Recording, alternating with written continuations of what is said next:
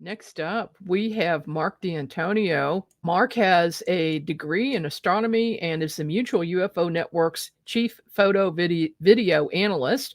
He's the host of SkyTour Radio Show and host of the and creator of the popular SkyTour LiveStream, and which is a group of live deep sky telescope observatories on YouTube, where people can go on clear nights to watch beautiful deep sky objects materialize before their eyes in mere seconds. And that sounds fascinating. I definitely want to talk about that. Marc is the CEO of FX Models, a model making and visual special effects company specializing in digital and physical models and organic visual effects in the film industry. He has an extensive work history in television, discussing and investigating extraterrestrial life, appearing on several networks and television series and shows. Currently, he's regularly appears on History Channel's The Proof is Out There as their photo and video analyst. Welcome to the program, Marc. Wow, Margie, thank you. It's very nice to be here. How are you doing? Oh, I'm great. It's a very busy day interviewing lots of people. I But know, huh? all of you are presenters for Contact in the Desert coming up later this month. Yeah. And so let's just jump into it and ask what your topic is going to be or what you're going to be doing. Well, I'm actually going to be doing 3 different lectures. I'm going to be doing one that details the way in which life may have arrived here, and it dives into physics at a lay level that everybody can understand, for how spacecraft may have made it through the vast gulf between the stars. And that process is something, believe it or not, that CERN at the Large Hadron Collider and Lawrence Livermore are working independently toward achieving, but they're not putting it all together yet, but they will, because I was talking about this with Bob Schroeder, a good friend of mine, who wrote the book Solving the UFO Enigma years ago.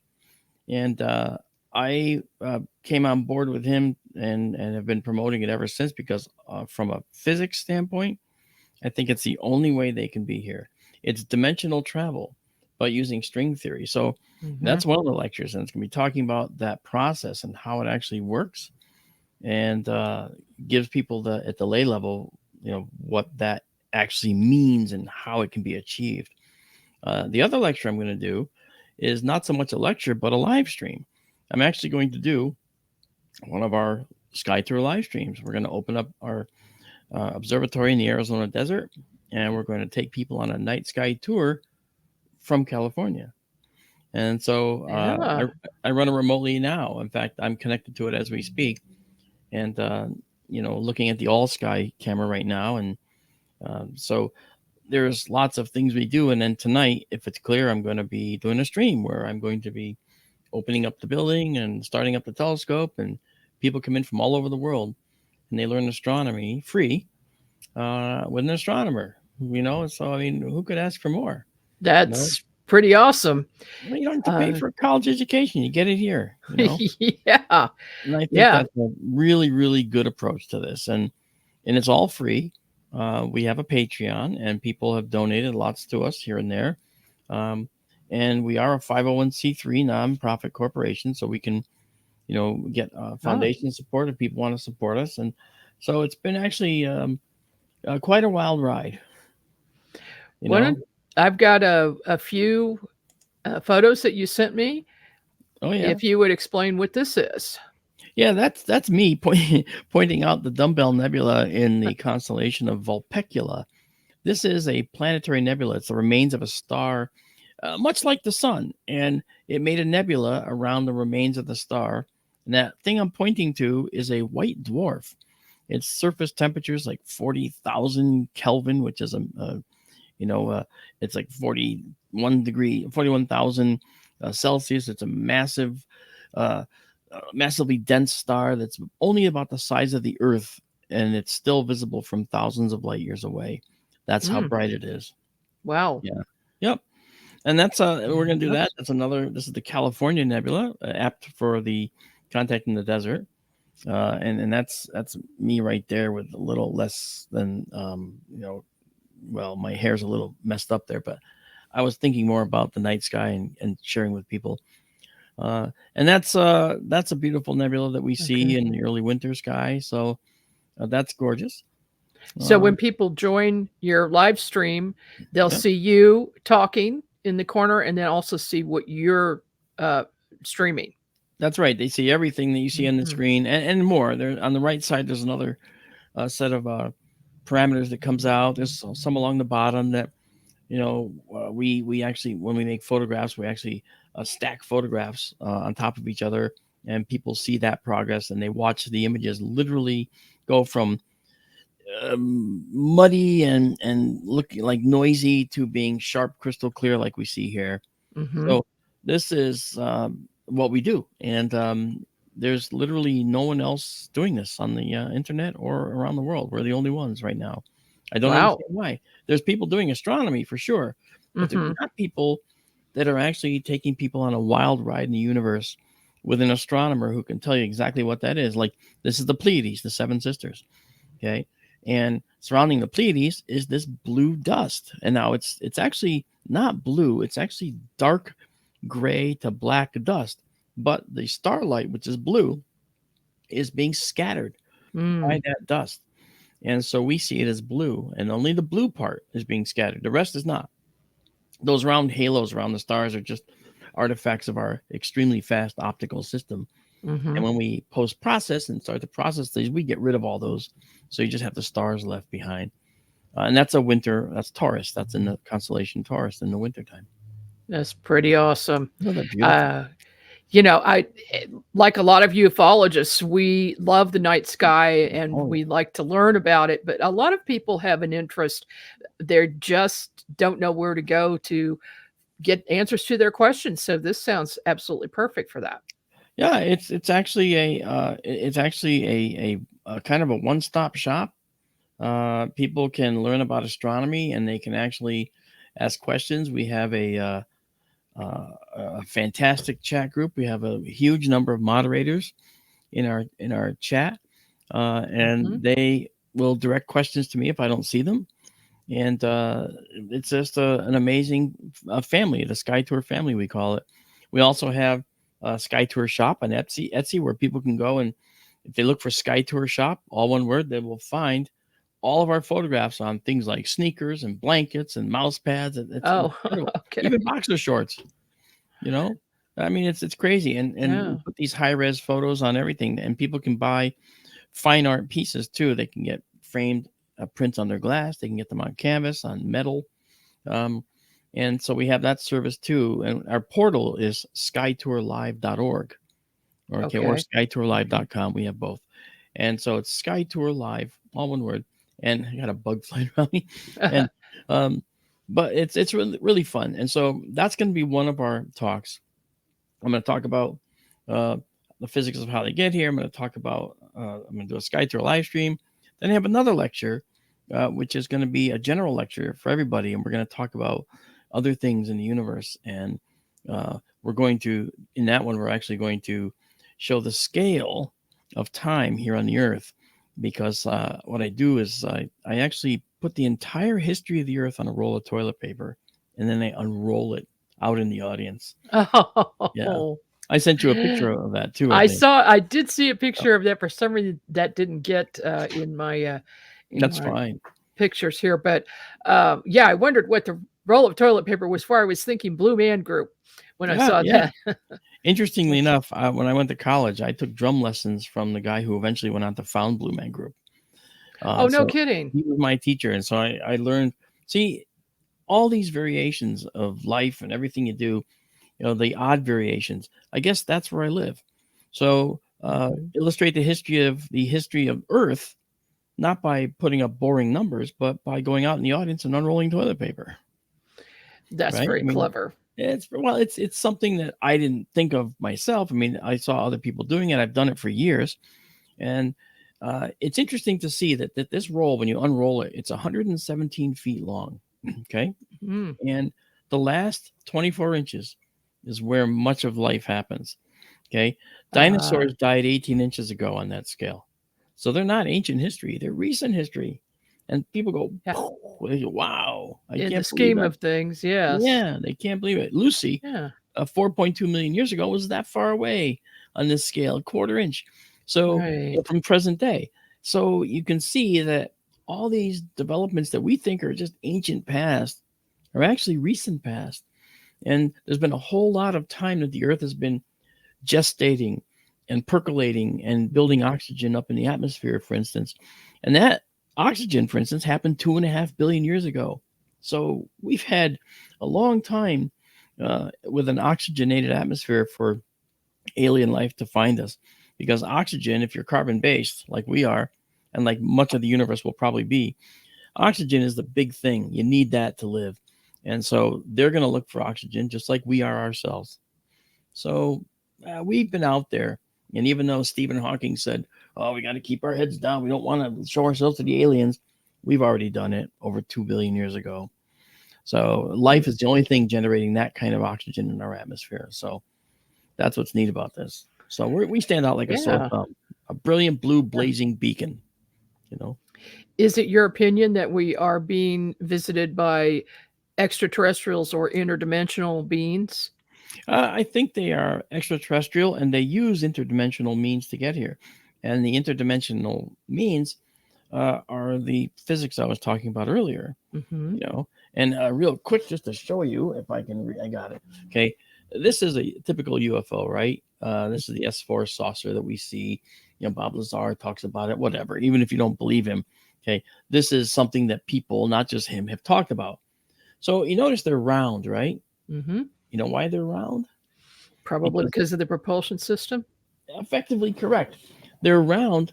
Well, first of all, they don't have a propulsion system. How about that? Oh, there's no engines. All they do is generate particles in their particle accelerators. These are particle accelerators. They generate particles that take them out of our 4 dimensions and into a 5th dimension, which is actually postulated by Randall Sundrum 1, a variation of string theory. And if they can go into the 5th dimension, if they go far, then when they come out, they can punch back into our 4 dimensions light years away.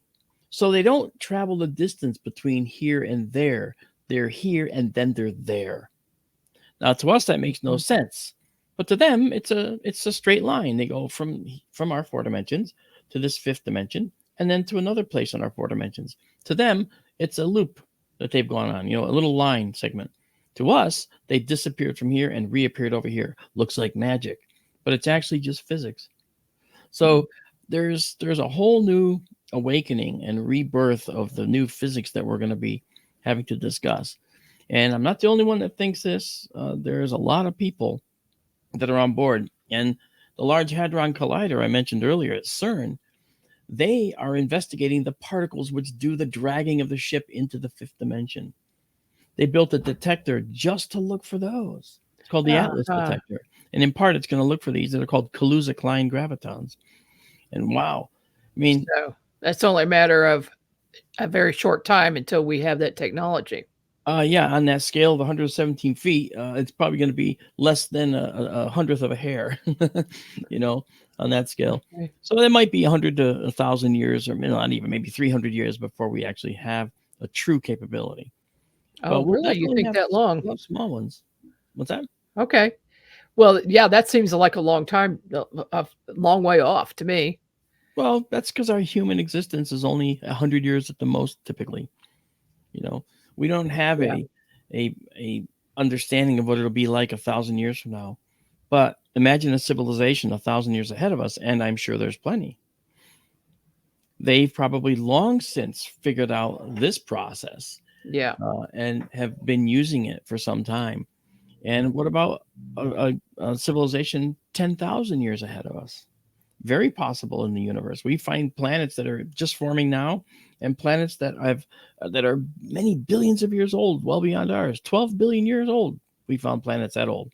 So clearly, the universe has been making planets, and some of those, many of those, probably can support life if they're in that not too hot, not too cold area around their star.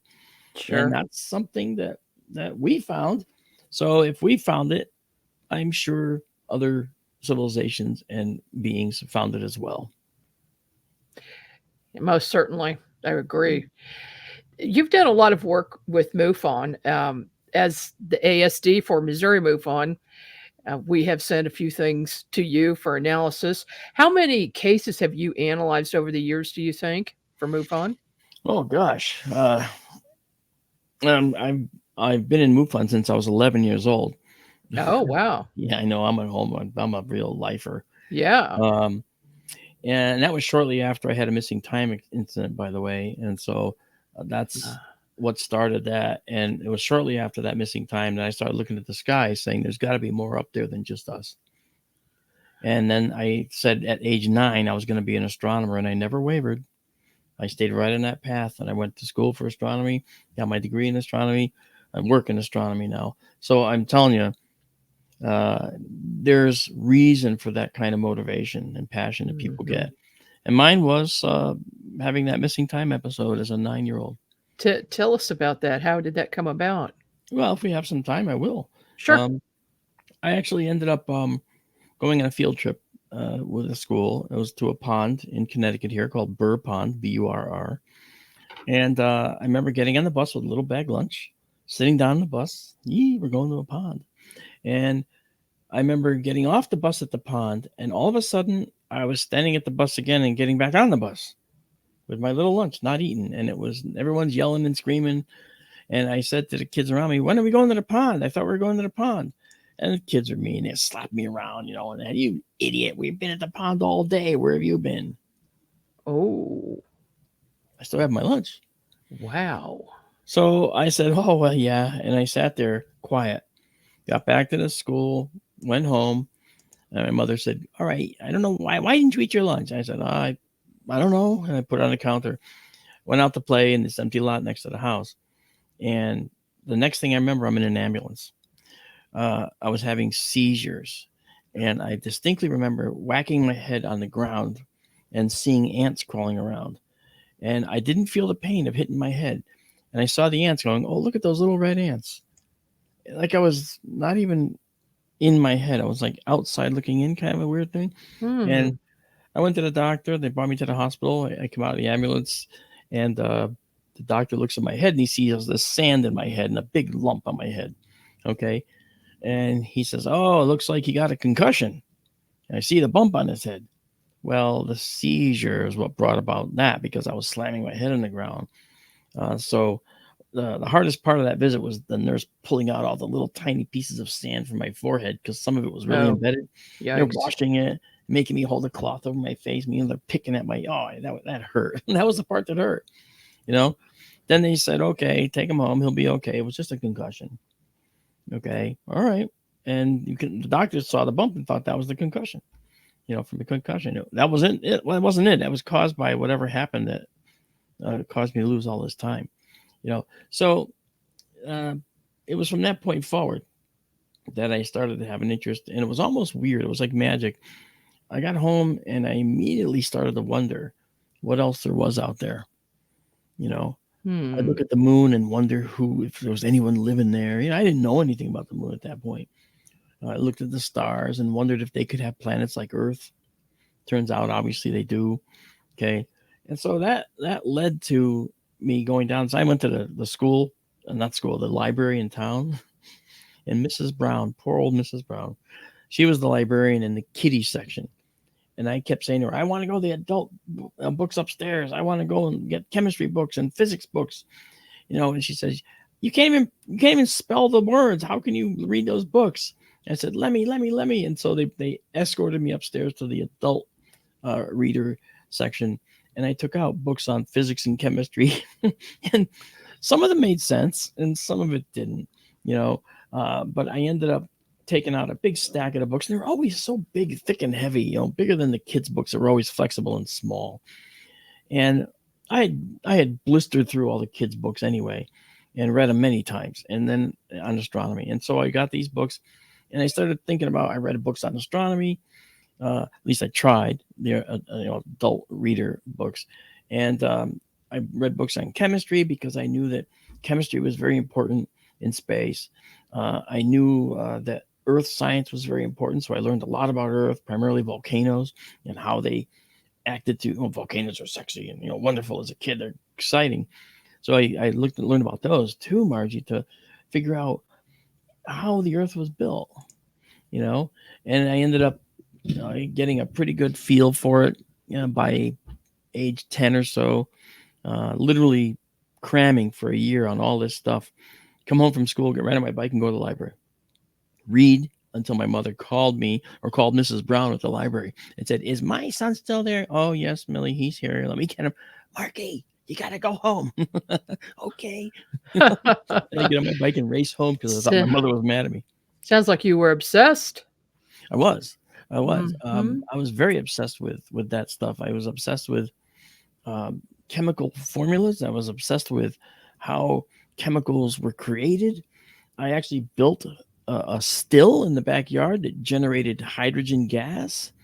Okay. And I Mm. would put it into balloons. I would tie them off in the empty lot and I would hit them with flaming arrows and watch them go boom, because that's the good part, Oh my goodness. Oh, yeah. I'd bring the cops every time. I used to have to run and hide every time I did it, Wow. because it was rattle windows in the neighborhood. But, and that was in my backyard and that was going for about 4 months continuously. Oh my goodness. Oh, yeah. Yeah. So anyway, but the bottom line is it was forays into science that started after that event. I felt like it was important to get into science, learn about science, because I felt by I guess by the time I joined MUFON at age 11, I felt that it was only going to be through sciences like astronomy that we'd ever leave the Earth. And as an adult, I now say it's the rigorous application of scientific principles in astronomy and other sciences that are going to allow us to leave the Earth. It's those rigorous applications of those sciences. You can't build a rocket by wishing it so. You've got to actually build the rocket, and you've got to know how to build a rocket. You have to know how to power it, And if you ever want to build something like this, you're going to have to spend a lot more time investigating the things that people say are right now impossible. You have to be open to the stuff that's coming and not let it pass you by. And that's kind of where I am. And I in that sense, I've been fighting the arrogance in science for decades. Okay, Margie, there's Oh yeah. a lot I of arrogance imagine. there. And, we can't have that, and you got to lose the ego. You can't have an ego because if you have an ego, you're going to get disappointed. You're going to be hurt by someone who doesn't agree with you and they're going to say bad things about you. And if you have an ego, that'll bother you and you'll recoil and stay away and not be willing to make your opinion known. I'm not like that because I don't have an ego to worry about. I dumped that long ago. I used to be arrogant. I used to be, but that was many decades ago. And I was on a nuclear sub as a visitor. They allowed me to go out because I do a lot of work for the Navy. That's what I do now. And some years ago, this is decades ago, and while at sea, the sonar guy saw a very fast moving object move through the sonar underwater, and it was moving at several hundred knots. Wow. And he didn't know what to do with it. He had his hands out to his sides when the executive officer came over. He said, "I don't know what to do," because they're trained to learn everything from whale farts to jellyfish, flip flopping around. Okay, they're trained to know all these sounds, but this thing he couldn't classify because it was moving faster than anything that any of his training had ever shown him. And so I was like, "Wow, that's very interesting," So the XO just looked at him and said, "Okay, log it and dog it." And the kid said, "Sir, yes, sir," and went right back to work. And I, of course, got up, Mr. Big Shot here, right? You probably see where Uh-oh. this is going.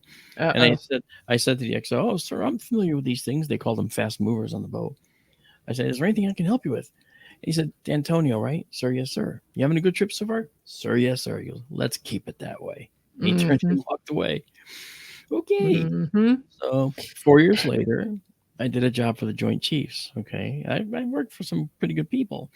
And I went down to do this, deliver this model. It was for the office of the president. And I delivered it to one of the chiefs directly. And I asked him the question I should never have asked, but it didn't hurt me in the end. I said, "Sir, what can you tell me about the Fast Mover program?"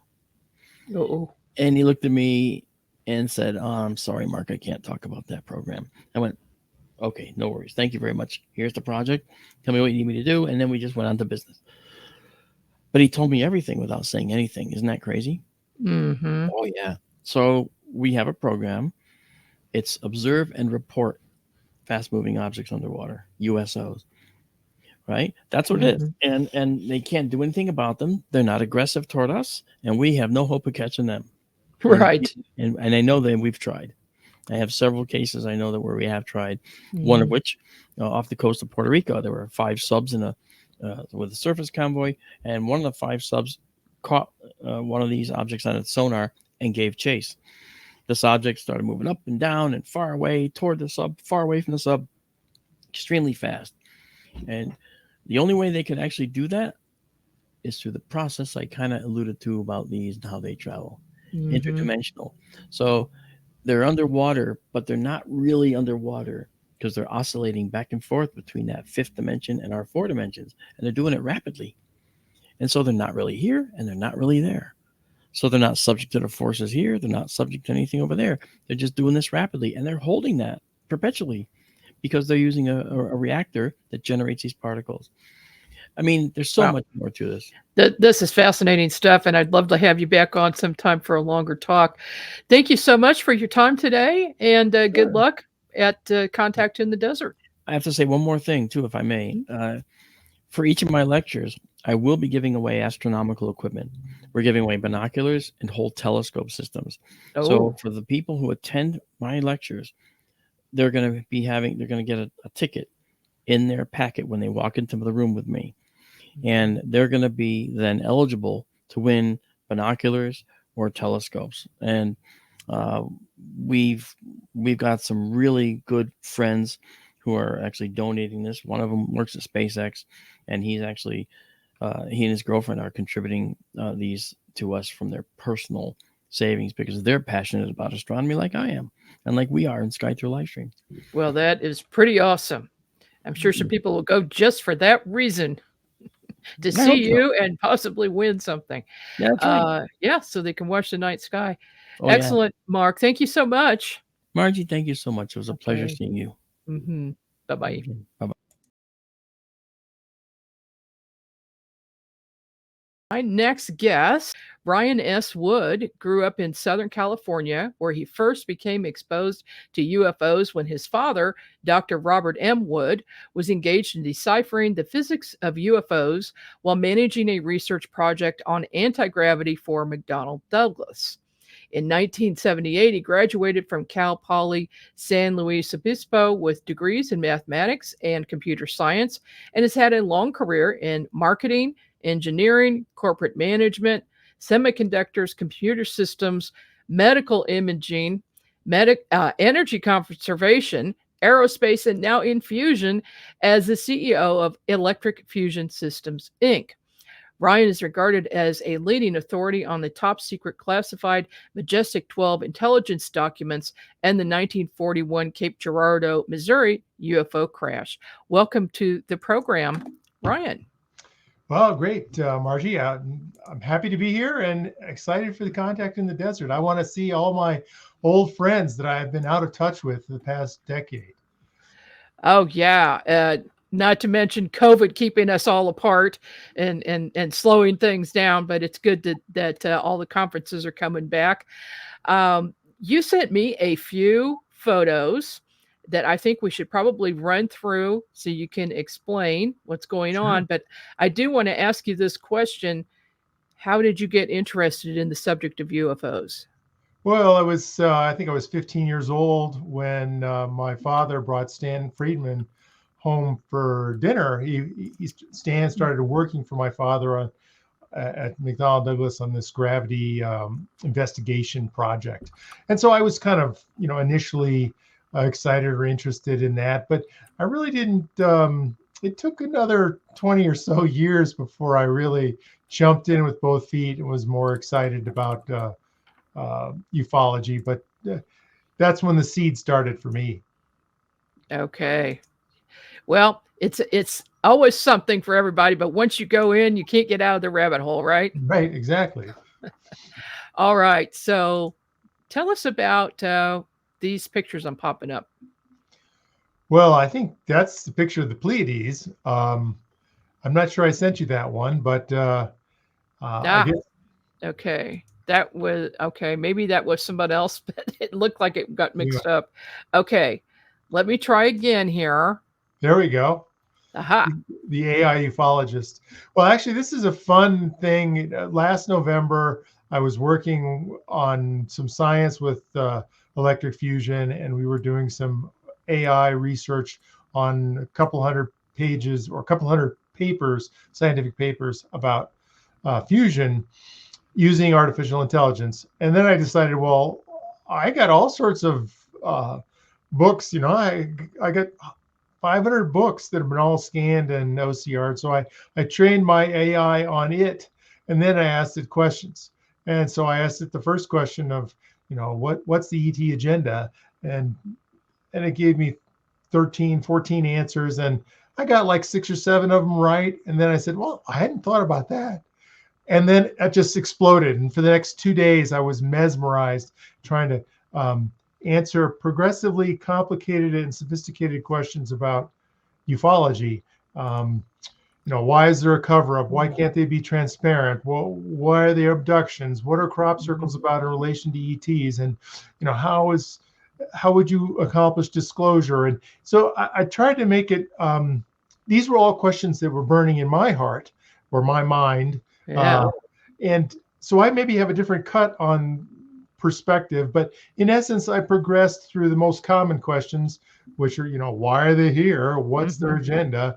To more esoteric ones like, who's going to disclose first? Is it China or the US, and why? And things like that. Do you think you got some definitive answers? Well, I got some, it was thought-provoking. I would say 2/3 of the book I sort of knew, but I've been in this field for a long time. But for somebody, freshly coming to it, it's a very good grounding tool to sort of give you a well-rounded perspective on the many different facets of ufology. And so I found it to be a very helpful chin stroking book, and it's relatively crisp. It's like 100 pages, and so it's not offensively long and complicated. Well, there is something to be said for that. That's for sure. I just got a book in the mail. It's like 300 pages, and it's like, I don't know. Right, exactly. It's rather daunting. What about this one? Oh, alien viruses. This is something that my father did, Dr. Robert Wood. It was out of print like 6 years ago, and I decided to reprint it, so it's back available. But in this, my father talks about crashed UFOs, MJ12, and all these scientists that are sort of disappeared or die mysteriously. They were researching fascinating areas of viruses and potentially links to alien viruses and to that area. So, there's some good evidence in there. It's a very well written book. He's a good author, and weaves in crashed UFOs and Majestic 12 and the first annual report from Majestic, which is on the majesticdocuments.com website. So that's a fun one. It's on Kindle too, I think. You mentioned, or I saw in your bio, that you have studied the Cape Girardeau crash in 1941, which is in my state. So naturally, I'm in tune with that crash. But is there any information that is not generally known to the public about that incident? Well, to the public, sort of the quick review of the case is that well, some of the Majestic documents, so one of them did, mentions this Cape Girardeau, Missouri, 1941 crash, and that sort of got me excited about it. And then I think Stanton Friedman actually found Charlotte Mann, which was the granddaughter of Reverend Huffman, who went and blessed the alien bodies or the clone bodies that crashed in Cape Girardeau. So me as the first investigator who sort of did my work and launched it, and then Paul Blake Smith went on to do more research and work. My investigation techniques were around interviewing Charlotte Mann and looking at historical aerial photography to find out precisely where and precisely when. We still don't know precisely when. It's sort of fall. Sweater weather was the term. Okay. Spring or fall, we don't know precisely when. And then precisely where, it was like a 10, 15-minute drive in a police car from downtown Main Street in Cape Girardeau to the site. And so when you look at the historical maps and do historical aerial map comparisons, you try to narrow down where it was then. And there's certain fields, and I've been to many fields trying to find precisely where. And that's been, if you can do those two things with any crash retrieval, when and where, you can make a lot of progress. Yeah, it'd be nice to get some trace evidence. Yeah. Even today, there could still be some left behind, right? Yeah, there is. I mean, one of the sites that was interesting is now a housing track, so you never get it anymore there. But yes, it's still a very, more remote viewing could be done. And the Sykeston base was there. One of the things that's probably not widely known is Rush Limbaugh was, from Cape Girardeau. And Rush Limbaugh's father apparently was very plugged into Cape Girardeau politics and was aware of something. Somebody called into Rush Limbaugh's radio show when he was still alive and asked him about Cape Girardeau, and he hemmed and hawed and said, well, I think there's more to this than you realize, but I'm not going to talk about it. So that's probably something people don't know. Yeah, that I definitely didn't know that. Yeah. That's amazing. There's so much going on in the world that I would say the general public just has blinders on and doesn't pay attention to. Do you think that there are more UFO sightings and contacts now than there used to be? Or is this something that people are just opening up and talking about more? It's hard to tell. There's certainly a proliferation of phones and awareness and sensitivity. So the reporting quality and numbers are probably going up, even if the underlying phenomenon was consistent. I guess my belief is that it's consistent, is that there's a certain rate at which things are going on, but maybe there's a slight bias towards an increase. From an ET perspective, you might say, well, planet Earth is pretty messed up now. We got climate change going on. We got these wars going on. We have all this political instability. It's probably time to pay more attention. The risk of nukes going off is higher. So from an ET perspective, even just studying emerging kindergarten planets, let's pay more attention. And there's probably more races coming around to check it out and talk about, what's going on. So just that would be logical. Yeah, that's all I can say. Really. Yeah, absolutely. What is your talk going to be about at the Contact in the Desert? Well, that's great. Well, we're going to jump right into crash retrievals. We have Grush's testimony before Congress and last July, and it took 18 years from the time that I organized the first crash retrieval conference in 2003 before he came to light and had my first whistleblower. We were way ahead of the time, but we'll talk about all the 104 crash retrievals that are in the Magic Eyes Only book. Not all of them, but many of them. And we'll talk about the Majestic documents and their relationship to that. And so from my perspective, it's always been about my specialty it's crashes, crash hardware, and government documents. So the cover-ups what the documents say. We'll review all the documents. I mean, there's some 3,500 pages of leaked Majestic documents spanning, 18 years or so from 7 different sources, and people have forgotten all that and what's important and what's in them, and some are original, and what sort of investigations have been done. So we'll go all through that, as well as the AI ufologist, and talk a little bit about a potential new book that I'm working on called UFOs Who Knows. It sort of goes to the famous quotations and credibility of ufology.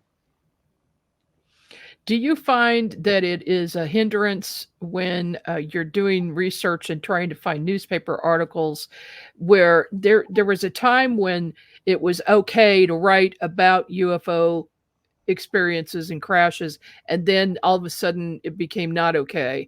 And so there's been very few and far between anything seriously taken by the media until recent years, but there was a long gap there. Do you find that's a hindrance in your education and research? I wouldn't call it a hindrance. I tend to ignore it. It's like I just do the work and do the science and research that excites me, and hopefully others will do the same, and just do what you can do to move the ball down the court and advance ufology. And if you can publish books or do videos or do conferences or engage your friends, you're building the process along. So I think the environment now is a little more open, but if you want something in the New York Times, it better be pretty stunning and verifiable. Yeah, it better be Gordon Klaatu with their landed craft. Right. Yeah. Tell us a little bit about your movie, your documentary, The Secret. Yeah, my father and I did this a number of years ago, but it was about Cape Girardeau crash and the Majestic documents. We talked about Roswell a little bit.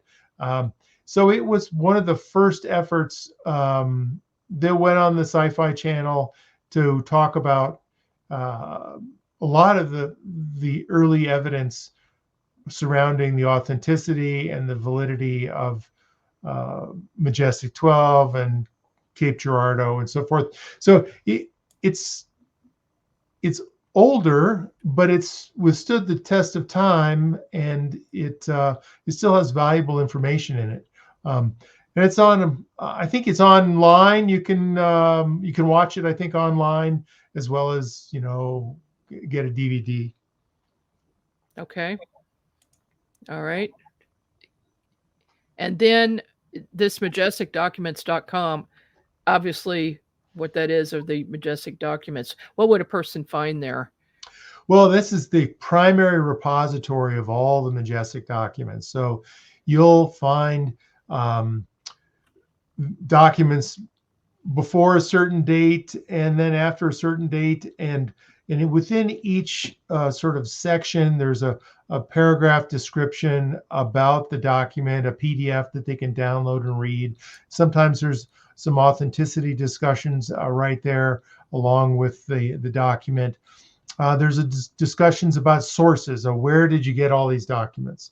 And there's some details about authenticity as well. And it's really a tool to sort of familiarize yourself with the breadth of documents. There's also a lot of supporting documents from the National Archives and National Archives in the UK, and Freedom of Information Act requests that are related to the Majestic documents that are supportive. So, good. You get a broad swath. You can easily, if you're fascinated, you could lose yourself for an hour or two. And certainly investigators would find that a very valuable tool. Right, exactly. Well, goodness gracious. Thank you so much for being on the program today. If even just for a few minutes, I appreciate it. And we're looking forward to seeing you at the Contact in the Desert conference. Yeah, I am too. I want to catch up with, Rich Dolan and Linda Moulton Howe and Danny Sheehan and George and both Georges, I think, George Knapp and Nori. So yeah, it's going to be lots of fun. Yeah, and they will be. I've got a little graphic here. That, hosted by Paul Hynek. Yeah, and the two Georges are going to go at it. Yeah, every one of those people were at one of my UFO crash retrieval conferences that I ran from 03 to 09. And as well as many others, Michael Schratt and so forth. So it's going to be loads of fun. I'm excited about hearing what they have to say. Yes, indeed. Well, thank you, Ryan, and we'll be in touch. Great. Thanks, Margie. All right. Ryan Wood, most excellent. We will continue in just a few minutes.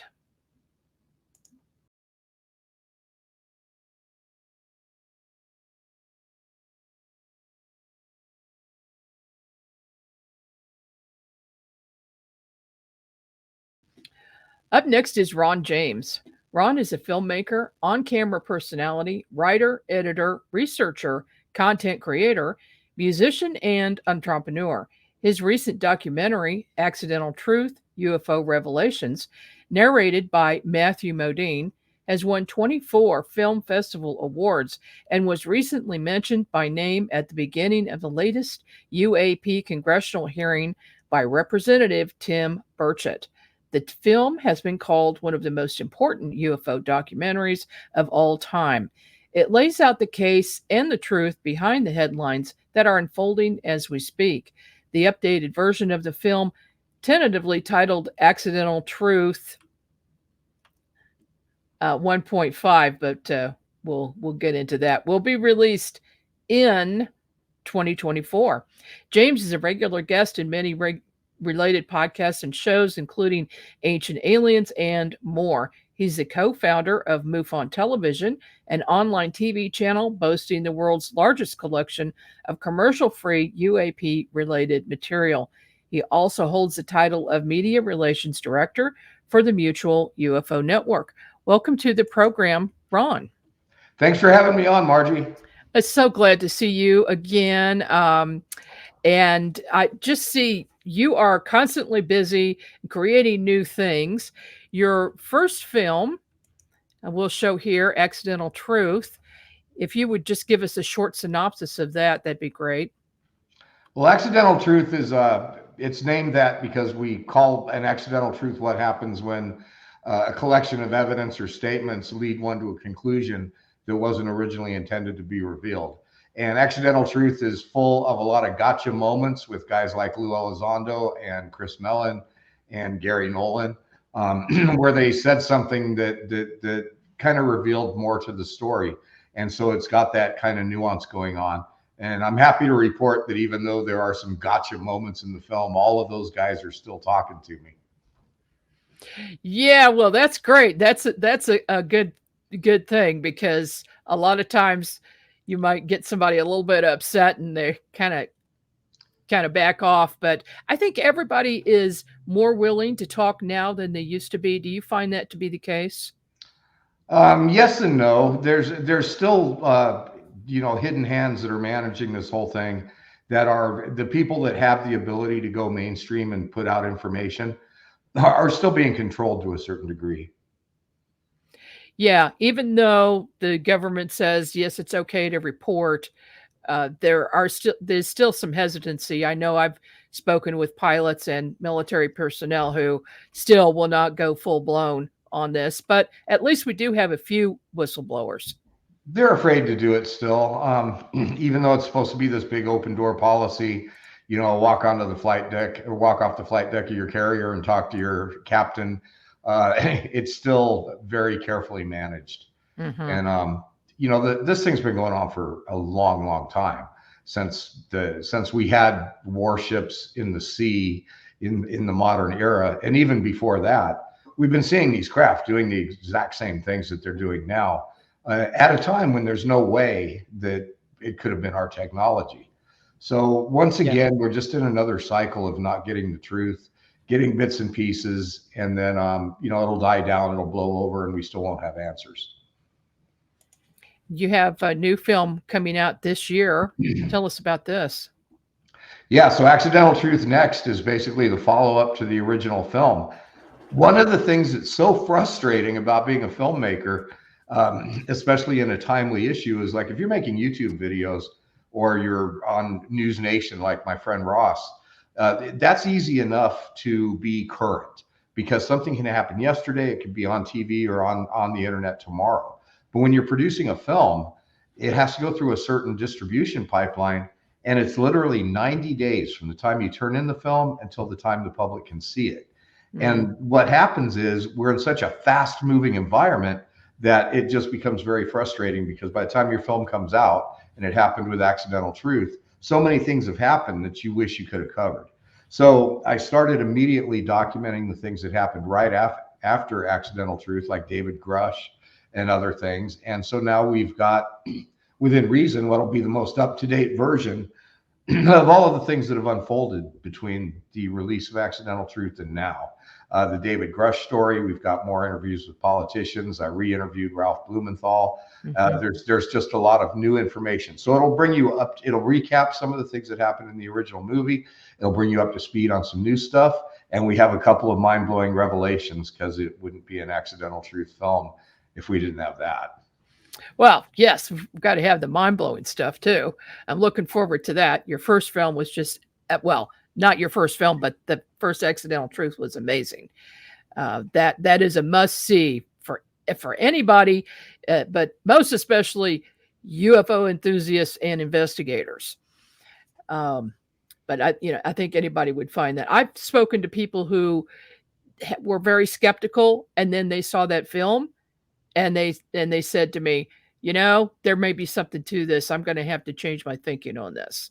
So that's so gratifying to hear because I made Accidental Truth. I made the Disclosure Dialogues back around 2011, and it was a pretty up to date thing. But I didn't want to make another UFO film until I could really move the ball and present evidence like I was an attorney presenting the evidence in court. And what's really gratifying about it is that I don't know of anybody that's risen up to dispute the facts that we present in the film. And we really make the case. And so a lot of people will say, well, there's stuff in there that I already knew. That's true, but you can't be all things to all people. I wanted to make a film that if you knew nothing about UFOs, you could watch this and get a grasp. And if you do know a lot about the UFO topic, there's stuff in there for you too. So it really makes me feel good to hear what you just said about people actually watching it and it having an effect. Your presentation for Contact in the Desert coming up is Beyond Accidental Truth, UAP and the Nature of Reality. Can you give us a little synopsis of that? Yeah, at the end of Accidental Truth, we talked about consciousness, and we talked about how a lot of this interactions may be individualized. And what we're finding is that as we explore the UFO topic and we look at different reports and different experiences from different people, we're realizing that there may be a very subjective element to this. In other words, 3 of us could be standing on the beach and all 3 of us could see a UFO, but we might not see the same one. And why is that? And what it really does is it opens doors to how we're perceiving reality. What is reality? Are we living in a simulation? If so, then the whole UFO topic, excuse me, the whole UFO topic, I'm just getting over a cold and a sore throat. The whole UFO topic is really just something that can be changed by a swipe of a cosmic keyboard. So it opens up all kinds of additional questions. It's like, it's no longer, well, are they from Mars? Are they from here? Are they from there? Are they time traveling? Is it all of the above? If we're living in some sort of a manufactured reality, these points are moot. And could it be that these phenomena are here to give us clues to the nature of our own existence, and that we're stuck arguing about nuts and bolts and where they're from and what they are, when really they're trying to tell us something much more profound? I have to say that I'm a longtime experiencer and remote viewer, and I've come to the same conclusion. And I think that people who are longtime experiencers eventually do come to that conclusion. They realize that consciousness has a major role in this, and your level of consciousness, and it has everything to do with the experiences. It does seem to be individualized. It seems that you could have a group of people, say, doing a CE5 event, like a lot of people are doing. We're doing it here in Kansas City. Um, each person has something different happen to them. Each person sees something different. Somebody might see an ET standing across the way, and nobody else sees it. What is that about? There is something else going on. And one of the biggest things that I hope to see us take away is that we live in this world where we're divided by right and wrong, yours and mine, what you believe and what I believe, and we're just stuck constantly in this tug of war against each other's perceptions and the beliefs that we cling to. Mm-hmm. What if one of the most important lessons to be learned is that we all live in a subjective reality, and something can be very true for you. It doesn't necessarily have to be true for me, but it doesn't mean it's not true. And so once we learn, I call it the quantum nature of truth, that truth can exist in multiple states for multiple people. It might help us to stop the arguing and the fighting over the nuances of our beliefs. It might help us to understand more and more about the fact that we're spiritual beings having a human experience. And that really is the lesson to learn here. It's a lesson that rings throughout all of time. And so the UFO phenomenon is so connected to our understanding of ourselves and our evolution in ways that we don't even understand yet. And that's what in the last part of Accidental Truth Next, we're exploring that. And of course, we've got more fantastic stuff about materials that nobody's going to have known. We have some things that we tested that are coming back, no known alloy. We have evidence that somebody did everything they could to steal these samples. And it's a very compelling story, just that alone. So yeah, it's a very interesting time to be a human. Oh, most definitely. So I understand you are a musician. What do you play? I play guitar and I sing and I write. When I was a kid, I was sure I was meant to be a musician, but I got sidetracked. But during COVID, I decided to pick up the music and just try to get some of my songs out. So we've got a new single that's coming out this month called "Oh Aliens," and it's a really fun song. The opening statement is by Robert Clotworthy from Ancient Aliens. You hear his voice on there. You see Congressman Tim Burchett. You see Richard Dolan. You see Michio Kaku all making little comments. And the lead guitar on this song is played by two people. One of them is my friend Adam Schoenfeld, he's a country music guy, but he plays a great rock solo. Also, he's Tim McGraw's touring guitar player, and Adam has played on 42 #1 songs in the studio. And I was so lucky that he did this for me. And then I've got Mickey Free, who is a Grammy award-winning guy. He's a fantastic blues rock player. And he won his Grammy Award for doing the music with Beverly Hills Cop. He used to be in a band called Shalimar. And he is the third guitar on the song. So we're putting that out this month. It's going to be a lot of fun. And are you going to be playing at the Contact in the Desert?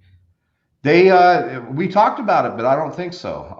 I might try to do something during my session, but that's TBD. It definitely won't be the whole band because it costs $5,000 to get these guys all in one place. But so maybe when I get bigger as a musician.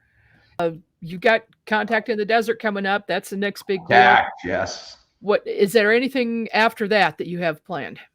No, I'm just going to be heads down finishing the film and doing the promotion for it. I did a lot, and then I'll be doing a ton of podcasts, and we'll see where the music goes. Maybe we'll get booked to play some of the music somewhere. Yeah. Love to hear it. Absolutely. Thank you so much, Ron, for your time. Thank you. And we'll be talking in the future. Contact in the Desert. Yep. See you there.